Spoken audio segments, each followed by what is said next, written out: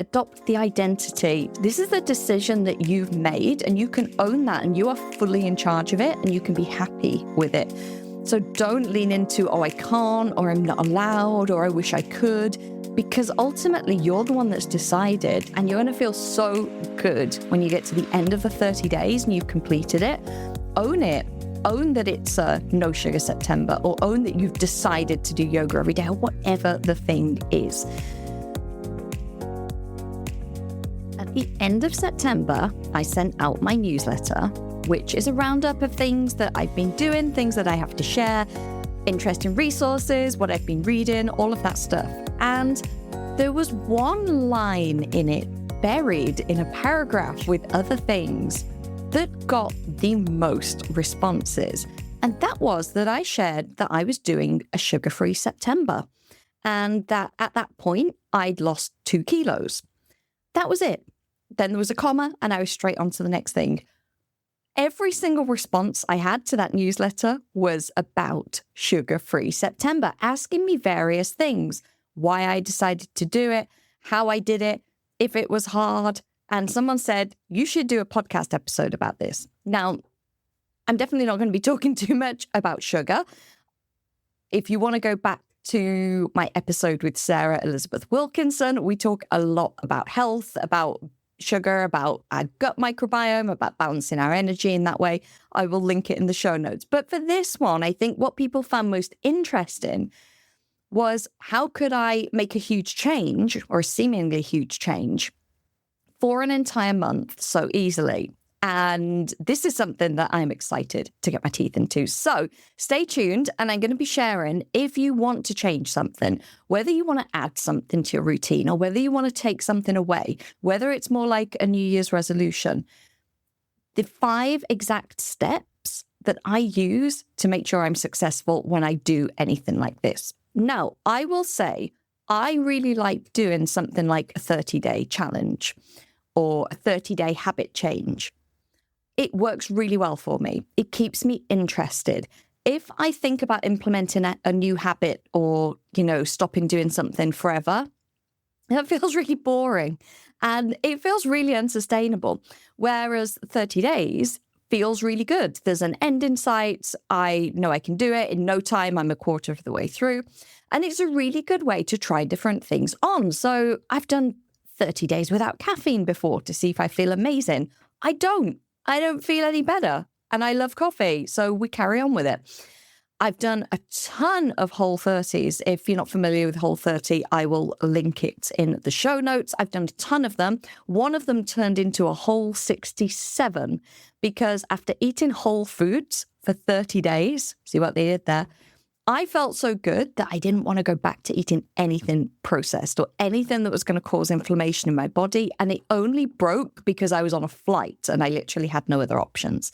So the idea of doing something for, whether it's a month, 30 days, whether it's a week, whatever works for you, can be a really great way to try different things on and see what works and see how you feel. So 5 steps that ensured that I had a completely successful sugar-free September, which ended in me losing 3 kilos. Not that that was the plan. This wasn't really about weight loss. This was more about, I generally keep a very clean diet, and I had noticed a few things had crept in. Now, that's not to say I never eat sugar. I do. If I'm out in an amazing restaurant and there's a really great cake, I'm not going to say no. But over summer, I had noticed I was eating more ice cream while it was hot here. And when I was out at a coffee shop, I'd be like, oh, I get a cookie or a brownie. And these things were adding up, and I was starting to feel a little bit sluggish. So the main motivation was to break the habit, really to give myself a filter to work through, to stop and think, oh, I'm not going to automatically just order something because I'm here.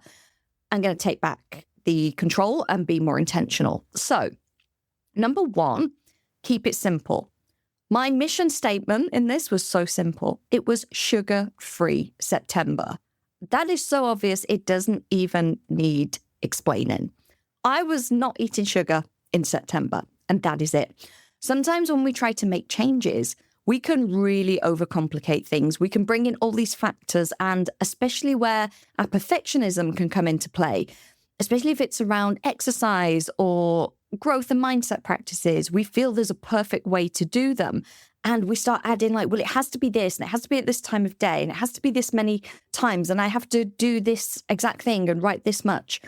Like, keep it simple. Make it as simple as possible so that it is an absolute no-brainer and doesn't require any further bandwidth from you other than carrying it out. So Sugar-Free September, there was some alliteration as well, which was great, but that was accidental. I wouldn't have waited until a month with an S in if it was, say, February. So number one, just keep it simple. Decide what you're going to do or what you're not going to do for your period of time. And yeah, simplify it and just stick to that. Number two, and this comes from, marketing as well, and it's so, so true. Give it a great name. Give it a name. The amount of people that have fantastic names for their programs in the online health, coaching, personal development space, all of it, like having a great name is huge because people recognize it, people are familiar with it, and it interests people. When I used to run the Quiet Power Mastermind, the amount of comments and feedback I got about the name, people didn't know what it was or who it was for necessarily, but I would say the Quiet Power Mastermind, and even extroverts, because that's a great name. So names are important, but the name has to be relevant. And in this case, we want it to be ridiculously obvious. We don't want to be doing any thinking. We want it to be that whatever you've decided to do or not do for 30 days, if you tell someone the name of it, they've got 99% of it. You don't need to back it up and explain what's actually happening here. So Sugar-Free September was a great example of that. Another one that we have here in the UK, I'm not sure if it's worldwide, but we have Dry January, where a lot of people don't drink alcohol at all for the whole month of January because they're getting over Christmas and the holidays. Another one we have here is Movember, where men grow moustaches for cancer research for charity. So instead of November, it's Movember.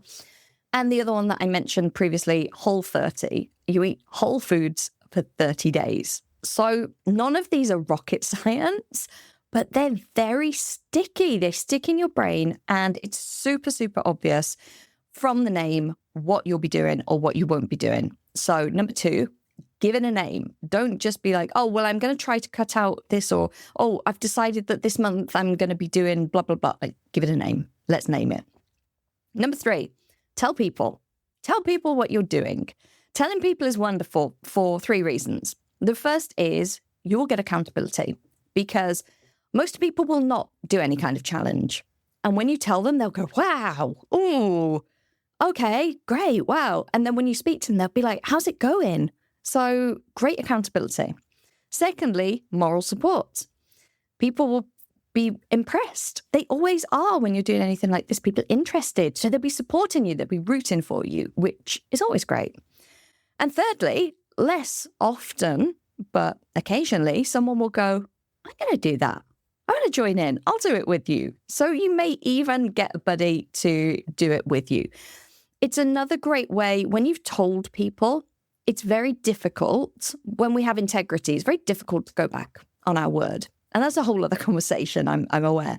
But if we've publicly committed to something, which is what I had to do at the start of my business, I had been so inconsistent with marketing efforts all through 2019 and the start of 2020. I'd completely lost self-trust, and I had to publicly announce how many times a week I was going to post and how many podcast episodes I was going to release and how often I was going to send newsletters. Not that anyone cared, but I cared that once I told people, I didn't want to go back on it, and it worked for 4 odd years. So when we are announcing that we're going to do something, it's very hard if we are in integrity for us to then go, oh yeah, I just stopped after day 2. I'm not doing it. So it can be something really helpful to get us through the hard times, as well as the accountability, the moral support, and potentially getting a buddy to join you. Again, number 4 in this 5-step process is prepare in advance. So if we do what we've always done, we're going to get what we've always got. And if we carry on life in exactly the same way, when we're doing any kind of challenge that means changing our behaviors and habits, it's going to be really, really easy to fall into old ways. So if you are removing something, what will you replace it with? So let's take the dry January example. If you were going to do a dry January and you regularly drank a glass of wine or something at home, what will you replace it with? Thinking about this in advance, making sure that you're stocked up on relevant soft drinks or whatever else you're going to use instead is going to make it so much easier. Maybe even taking alcohol out of the house and making sure that you don't buy any. So these simple preparations that are going to take a few minutes are going to help you get through that month. Same if you are adding something. So if your challenge is going to be about adding something, so maybe you're going to do a month of yoga where you would do yoga every day. I've just made that one up. You would do yoga every day. So you're going to do a month of yoga. Well, when are you going to do it? Like deciding in advance, are you going to do it first thing in the morning? Are you going to do it mid-afternoon? Are you going to do it right before bed? Like knowing that and setting it up, maybe setting the props up, setting your yoga gear up, all of those things, doing that accordingly is really going to help you rather than just getting to the end of the day and going, oh, shoot, I didn't do the yoga because I didn't think about it. So prepare. If you're removing something, what are you going to replace it with? I replaced sugar with going for a walk and with drinking my green supplement. Now, neither of those might sound particularly sexy, but the long-term benefits of them are, if I felt a craving, and it was usually mid-afternoon, if I felt that slump, like, oh, I'd love to have a little cookie now, I'm like, right, drink green supplement. Or if the weather was good and I wasn't too busy, get out and go for a walk. And both of those things it stopped the craving because I was filling it. It was an automatic habit, but I was filling it with something else that was much better for me. So what will you replace it with? And if you're adding something, when is it going to happen? At what time of day? When are you going to do it? And lastly, and possibly the most important one for your own morale, is adopting the identity of the person that is doing this challenge and doing that through your thoughts and language. So imagine in September if someone had offered me a cake and I'd have said, oh, I can't eat sugar, or, oh, I'm not allowed to eat sugar this month. That's really disempowering. And that sounds like, oh, I really want to, but I can't, I'm not allowed, it's not fair. Instead, what if I'd said, oh, it's a no sugar September for me? It's just really factual. There's no emotions in that. There's no longing. There's no, regret. It's just a fact. It's a no sugar September. Or even better, I've decided not to eat sugar this month. That is way more empowering. I have decided not to eat sugar this month. So regardless of someone going, here, have some cake. It's really easy. No, thank you. I've decided I'm not eating sugar this month. That keeps me in the driving seat. And rather than like, I can't, where I might feel like a victim, or, I'm not allowed, where I feel like I've imposed something on myself and I'm not actually enjoying it. I'm going to own my decision. I'm going to own what I've decided to do and adopt that identity. So taking the emotion out of it and making it factual, and also owning the fact that you've decided it. That's a really great way to communicate it with other people.